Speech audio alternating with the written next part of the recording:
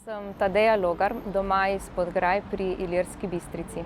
Delam kot profesorica slovenskega jezika, zato so besede in je jezik del mojega vsakdana. Ustvarjam poezijo. Od nekdaj sem si želela povedati, iskati prostor, da se v njem izrazim, in zame je pesem prav to. Prostor, kjer lahko povem. Zanima me družba in mi v njej. Rada se sprehajam, vozim mimo vasi, mest, mimo oken in zidov, pa razmišljam, kaj je za njimi, o usodah in o zgodbah, ki jih vidim povsod. To me najbolj navdahne. Nimam vedno enakega dela dneva, ki ga namenjam pisanju, nimam kotička, kamor se umaknem, ko želim pisati. Pišem takrat, ko to začutim, takrat, ko moram.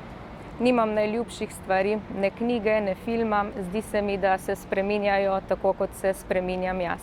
Ostajajo pa ljudje, dosti mi pomeni čas, ki ga namenjam bližnjim, in tudi tisti čas, ki ga namenjam samo sebi.